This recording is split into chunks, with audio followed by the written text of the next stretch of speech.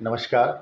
क्या हम अपने कर्तव्यों से भी कुछ सीख सकते हैं? हमारी ड्यूटीज़ जो हम रोज़मर्रा की निभाते हैं, ये हमें क्या दे सकती हैं या हमें किस ओर ले जा सकती हैं, ये हमें क्या सिखा सकती हैं?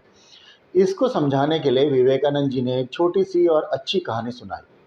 उन्होंने बताया कि एक सन्यासी था, वो जंगल गया, उसने बहुत टाइम ध्यान किया, योगा किया और एक दिन वो एक पेड़ के नीचे बैठा हुआ था। तो क्या होता है कि पेड़ के ऊपर से उसके ऊपर तिनके गिरते हैं। तो वो ऐसे ऊपर देखता है, तो ऊपर एक क्रो और एक क्रेन दोनों आपस में लड़ रहे थे, तो इसकी वजह से तिनके नीचे गिरते हैं। तो सन्यासी को बड़ा गुस्सा आता है, वो मन ही मन ना गुस्से में जब उनको देख रहा होता है, तो उसके गुस्से क्रोध के कारण वो दोनों जल जाते हैं। तो सन्यासी को लगता है कि वो तो कोई बड़ा आदमी बन गया है, उसमें ऐसी पावर आ गई है कि वो जिसके लिए क्रोध करेगा वो जल जाता है। तो ऐसे सोचते हुए वो आगे फिर अपनी भिक्षा का टाइम होता है, भिक्षा मांगने जाता है। तो गांव में पहुंचने पर जिस पहले घर में वो जाता है वहाँ पे कहता है, भिक्षा के लिए आवाज़ लगाता है, अंदर से आवाज़ आती है, ठहरो मैं आती हूँ, एक लेडी की आवाज़ आती है। तो वो थोड़ी देर वेट करता है, फिर वो उसको थोड़ा अजीब लगता है, वो कहता है इस लेडी को पता नहीं है, वो मन ही मन सोचता है, इस लेडी को पता नहीं है कि मैं कौन हूँ और अभी जंगल में क्या हुआ है।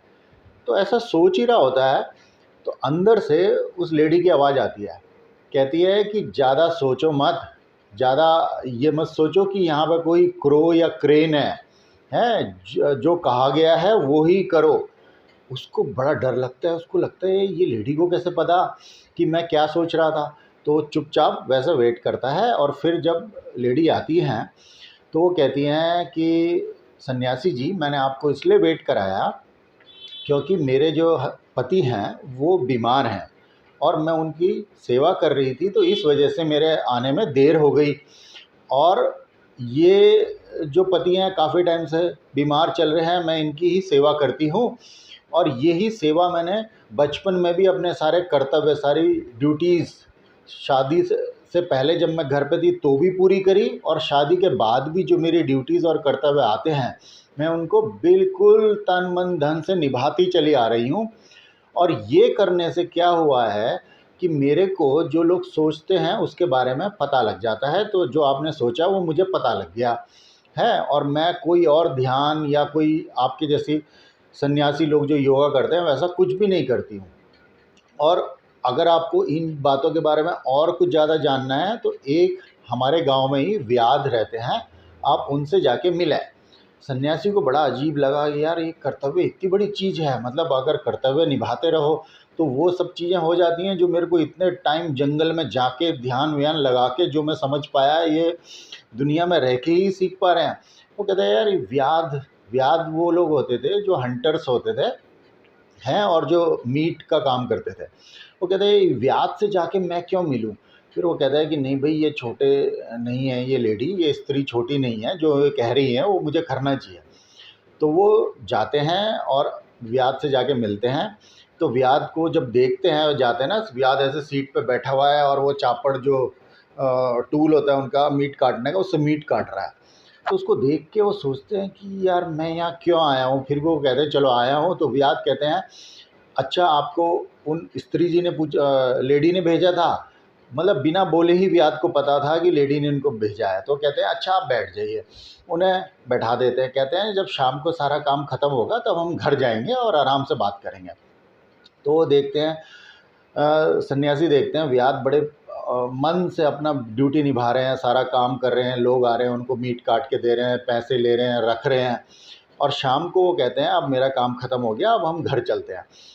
तो वो घर जाते हैं, तो वहाँ पे क्या करते हैं व्याध, घर पहुँचते ही अपने माँ बापों के पाँव धोते हैं, उनका कमरा साफ़ करते हैं, उनको पहले खाना खिलाते हैं। फिर देखते हैं सब चीज़ इनको जो चाहिए थी अभी रात के टाइम की वो मैंने दे दी है क्या, हैं पानी रख दिया है क्या रात को पीने के लिए, और फिर वापस आते हैं। फिर सन्यासी से बोलते हैं कि हाँ अब बताइए, आप मेरे से मिलने आए थे, आप कोई क्वेश्चंस हैं क्या आपके, वो आप पूछ सकते हैं। तो सन्यासी उनसे सोल और गॉड के बारे में कुछ क्वेश्चंस पूछते हैं। तो उन्होंने देखा व्याध ने तो इतनी चीज़ें उनको बता दी, मतलब वेदांता की जो उच्चतम चीज़ें होती हैं व्याध ने बड़े सरल भाषा में उनको समझा दी, तो उनको लगा सन्यासी को कि भाई इनको इतना ज़्यादा ज्ञान कैसे है, मतलब इतनी बड़ी बातें जो कि लोग पढ़ पढ़ के भी समझ नहीं पाते, वो व्यास जो हैं इनको सब कुछ पता है। तो वो व्यास से कहते हैं कि आप इस बॉडी में क्या कर रहे हैं, आप ये छोटा काम कैसे कर रहे हैं, व्यास का काम, मतलब आपको इतना ज्ञान जब है तो व्यास कहते हैं कि कोई काम ना छोटा बड़ा नहीं होता है। हम लोगों को अपने कर्तव्य और ड्यूटी को अगर हम इम्पोर्टेंस देते हुए उसको तन मन धन से करते हैं, तो यही चीज़ें होती हैं जो मेरे साथ हुई हैं या वो जो लेडी हैं उनके साथ हुई हैं। वो कहते हैं कि बचपन से ही मैं यहीं पे ही, जब मेरा जन्म यहीं हुआ तो बचपन से ही मुझे यही काम आता था, तो मैंने ये अच्छे से किया और माँ बाप की सेवा करना मुझे बहुत पसंद है। कहते हैं तो ये सब करते करते तो कोई चीज़ के अगर मेरे दिमाग में क्वेश्चंस उठते थे तो उसके आंसर मेरे को खुद ही क्लियर हो जाते थे। तो वो कहते हैं कि भले ही हम लोग अपने ड्यूटीज़ में सारा टाइम लगा देते हैं, पर बाकी जो क्वेश्चंस हैं, बाकी जो ज्ञान है, बाकी जो प्योरिटी और परफेक्शन के लिए एक आत्मा चल रही है, वो चीज़ें हमको खुद ही अनुभव हो जाती हैं, ऐसा व्यास बताते हैं। और व्यास ने जो इतना बड़ा लेक्चर उनको दिया था, वो इतना इम्पोर्टेंट था कि महाभारत में ये पूरे का पूरा एक चैप्टर है व्यास गीता के नाम से, ऐसा विवेकानंद जी बताते हैं। आपको ये कहानी कैसे लिखी, कमेंट करके हमको बताइए दोस्तों। धन्यवाद।